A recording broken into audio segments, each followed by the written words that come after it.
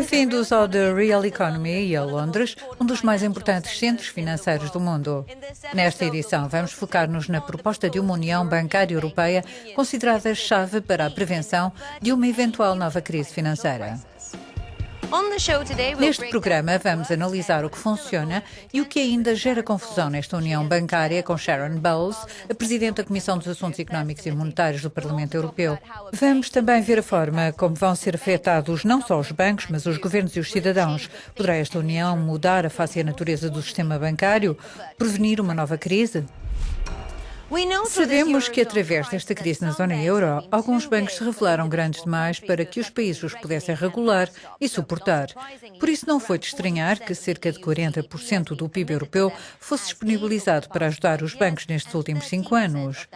E que 13% dessa ajuda fosse mesmo usada. Para termos um mercado único e eficaz, sem fragmentação nem o fantasma de uma nova crise, é sabido que temos de solucionar as folhas de balanço dos bancos, mas também temos de nos manter alerta para as vulnerabilidades dos bancos e resolver problemas antes que eles se tornem grandes demais. Algo que Gianni Maggi nos vai explicar. O furacão financeiro iniciado nos Estados Unidos pela crise do chamado subprime, ou créditos de risco, obrigou a mega resgates de alguns bancos europeus. Ao mesmo tempo, dispararam as dívidas soberanas. Em alguns casos, devido ao esforço financeiro para salvar os bancos, mas noutros foram as próprias dívidas soberanas a arrastar os bancos. O contágio aconteceu em ambos os sentidos.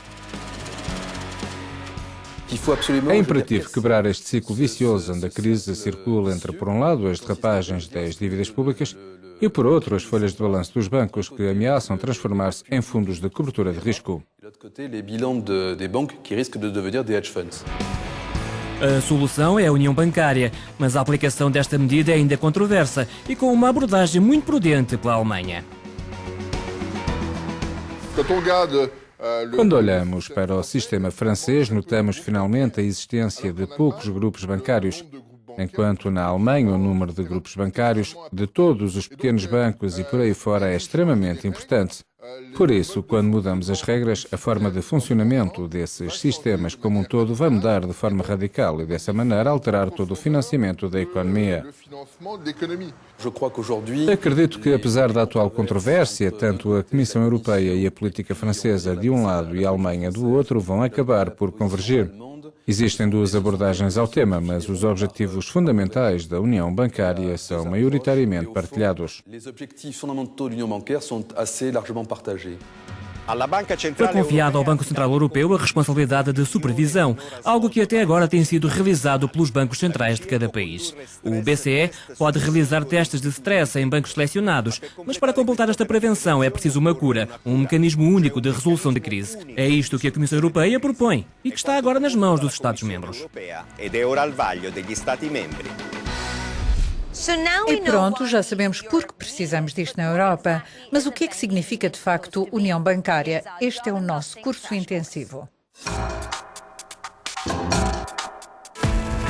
Em 2008, o vírus da crise financeira libertado pelos Estados Unidos contagiou muitos bancos europeus. Indefesos, os bancos ameaçaram contagiar outros países porque a dívida dos governos estava próxima da dos bancos. Uma União Bancária Europeia foi proposta como tratamento e cura.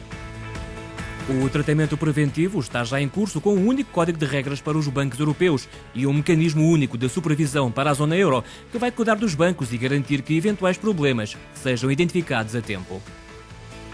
Concordar com uma cura é que tem sido difícil.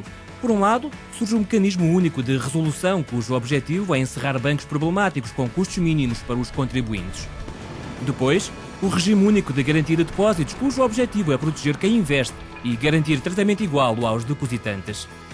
Ambas as medidas, porém, têm sentido alguma resistência.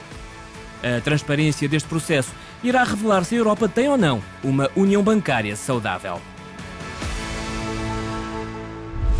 O BCE começa em novembro uma avaliação anual a 85% dos bancos da zona euro para verificar a qualidade dos ativos, os riscos e realizar testes de stress. O mecanismo único de resolução e o regime de garantia de depósitos ainda centram a discussão. Encontramos-nos com Sharon Bowles, Presidente da Comissão de Assuntos Económicos e Monetários do Parlamento Europeu, e perguntámos-lhe o que era assim tão controverso. Se vamos cobrar aos bancos, toda a gente gosta da ideia de se cobrar aos bancos para construir um fundo, mas isso iria demorar muito tempo. Então, o que poderá acontecer se precisarmos de dinheiro desse fundo e ele não tiver o suficiente? Onde é que podemos ir buscar? É esse o ponto da discórdia. Ainda não é aceito por alguns países a mutualização da dívida herdada. E é aí que voltamos à questão de podermos ou não recorrer ao mecanismo de estabilidade europeu. E o espinho atravessado é se haverá ou não dinheiro suficiente. Significa isso que teremos de voltar a procurar mais dinheiro e deveremos nós mutualizar dívida herdada ou apenas dívidas que surjam daí para a frente? Pensa que se poderá estar a dar demasiada importância à quantidade de apoios públicos necessários para estes bancos? A conversa sobre resgates e fundos de apoio está ainda muito presente. Existe, porventura, na Europa uma tendência para recorrer demasiado cedo aos fundos públicos. Parece mais uma tentativa precoce de resolver o problema do que uma solução por inteiro. Se desenhar uma linha na areia, bem, essa será a herança. Ok, jamais iremos mutualizar essa herança, mas juntos vamos partilhar o que surgir daqui para a frente. E agora, até dessa ideia, parece que estamos a recuar. Parece que existe uma relutância, em particular por parte da Alemanha, que se vê como a tesoureira da mutualização de dívidas. Houve uma grande mudança na forma como a Alemanha se debruçou sobre esta questão, até mesmo no recente período eleitoral. Quais são os compromissos de que precisamos, na sua opinião? Os Estados-membros mais pequenos ou os mais pobres sentem que os seus bancos vão estar sempre em risco, ao contrário dos bancos dos países mais ricos. Isso vai contra a noção da união bancária.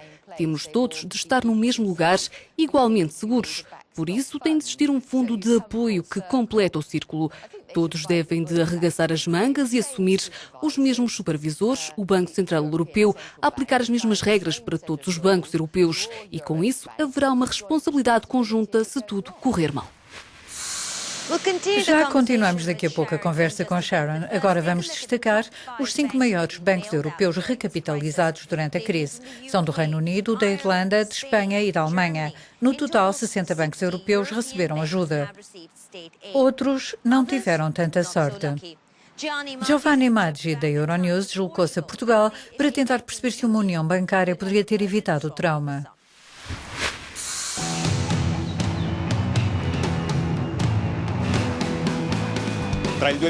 Entre 2008 e 2011, a economia portuguesa viveu momentos dramáticos. Os títulos do Tesouro foram colocados com taxas de juros muito altas. O rating do crédito português baixou para o nível de lixo e ondas de especulação indiciaram uma primeira tentativa de recuperação, enquanto o Estado desfalecia rumo à bancarrota. Nesta situação, com um sistema bancário demasiado frágil, muitos cidadãos e empresas viram as suas poupanças e investimentos a desaparecer em Portugal. Molti cittadini e imprese hanno visto svanire risparmi e investimenti. Jaime Antunes é o presidente da Associação de Clientes do BPP, um dos bancos portugueses que declarou insolvência. 5 mil clientes foram afetados e o prejuízo do BPP ultrapassou os 1.000 milhões de euros. O banco, para dar melhores rentabilidades aos clientes, aplicou esse dinheiro dos clientes em produtos de longo prazo, obrigações high yield, obrigações de longo prazo, etc. Quando aconteceu a crise, enfim, a partir de 2008, obviamente há uma desvalorização desses ativos e o banco ficou sem capacidade de fazer face às suas responsabilidades para com os clientes.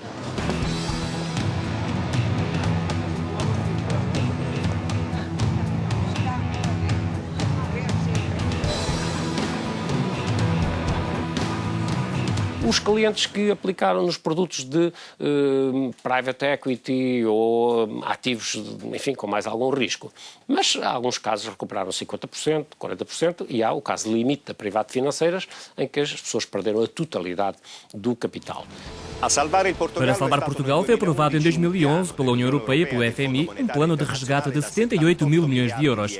Desses, o Estado português aplicou 12 mil milhões na recapitalização da banca, dos quais até agora usou apenas pouco mais de metade. A este dinheiro somaram-se mais 12 mil milhões para reembolsos e mais 1.000 milhões para salvar um único banco. A questão agora é, podia tudo isto ter sido evitado com um sistema de garantias ao nível europeu? Tudo isto poderia ser evitado com um sistema de garantia a nível europeu? Com um mecanismo de supervisão único, pudéssemos ter tido uma preocupação diferente, reforçada, em relação a questões macroprudenciais.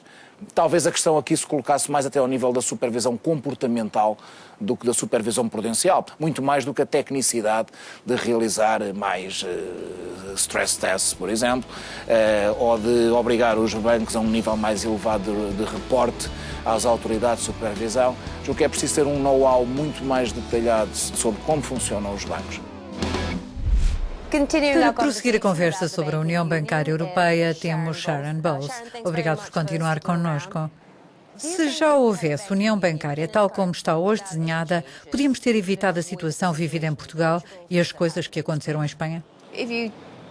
Se imaginarmos uma situação em que todos na zona euro são supervisionados e capitalizados de forma igual, podemos antever que haveria menos possibilidades para controvérsias.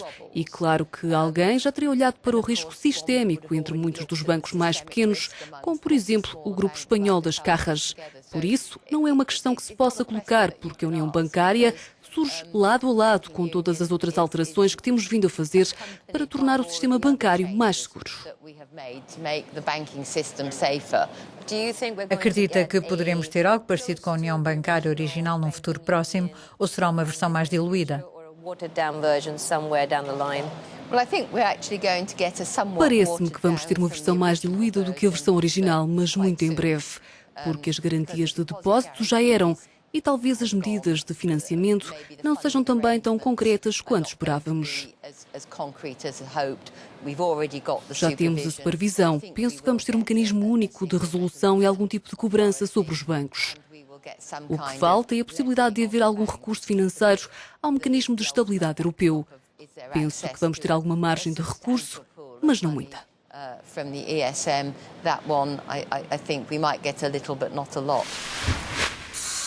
E com isto fechamos este episódio do Real Economy. Junte-se a nós na próxima edição para saber mais sobre o crescimento económico regional na Europa.